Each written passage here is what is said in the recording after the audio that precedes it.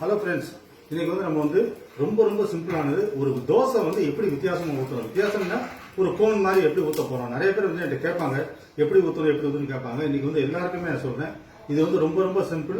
இதுக்கு தேவை தோசைக்கல்லும் மாவு மட்டும் தாங்க, வேற எதுவுமே தேவையில்லை. இப்போ பாருங்க, தோசை நல்லா கல் ஹீட் ஆயிடுச்சு. இதை பண்ணிட்டு இது பாருங்க, நல்லா தேய்ச்சிருங்க. இது ரொம்ப சிம்பிளுங்க, எல்லாத்துக்கும் ஈஸியா வரும். தோசையை ஊற்றிடுங்க. தோசையை ஊற்றிட்டு இதை கொஞ்சம் வேகட்டும். பாருங்க, இந்த பாருங்க, இப்போ நல்லா வெந்துருச்சு. லைட்டா இந்த மாதிரி ஒரு இது வச்சுக்கோங்க. இந்த இதில் வச்சுருங்க, இந்த மாதிரி வலிச்சிருங்க. அவ்வளோதான், வேற ஒன்றும் இல்லை. எண்ணெய் இப்போ தான் ஊற்றணுங்க. ஏன்னா எண்ணெய் ஊற்றினா அப்புறம் எண்ணெய் தேவையில்லாமல் நமக்கு வேஸ்ட் ஆகும். இது பாருங்க,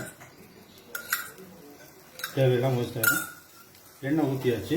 எண்ணெய் ஊற்றின உடனே இங்கே சின்னதாக ஒரு இது போடுங்க, கோடு மாதிரி போடுங்க. அவ்வளோதான், வேற ஒன்றுமே இல்லை. இந்த அவ்வளோதான், வேற ஒன்றுமே இல்லை. கை நல்லா சூடாயிடுச்சு. சாரி, இது தோசை நல்லா வந்துருச்சு. நீங்கள் கையை வச்சு தான் எடுக்கணும், வேற வழி இல்லை. இங்கே பாருங்க, இந்த அப்படியே அவ்வளோதான்.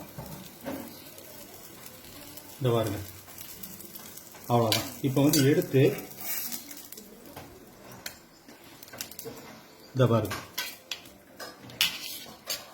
அவ்வளோதான். இது பாருங்க, நல்லா வந்திருக்கு. இதை தயவுசெய்து என்ன செய்யுங்கன்னா, வீட்டில் சின்ன பிள்ளைகளை இந்த மாதிரி ஊற்ற சொல்லி வயசானவங்களுக்கு கொடுக்க சொல்லுங்க. ஏன்னா அவங்க தான் எப்போதுமே நம்ம இந்த 45 நாள் 50 நாள் குவாரண்டைனில் இருக்கோம். அவங்க லைஃப் லாங் 60 வயசுக்கு மேலே எப்போதும் வீட்டுக்குள்ளேயே தான் இருப்பாங்க, வேற எங்கேயும் வெளியே போக மாட்டாங்க. உங்க ஆச்சி தாத்தா பாட்டி இந்த மாதிரி எடுத்து நீங்க கொடுங்க. சும்மா சாப்பிட்டு பார்ப்பாங்க, ரொம்ப நல்லா இருக்கும். Thank you so much. தேங்க்யூ.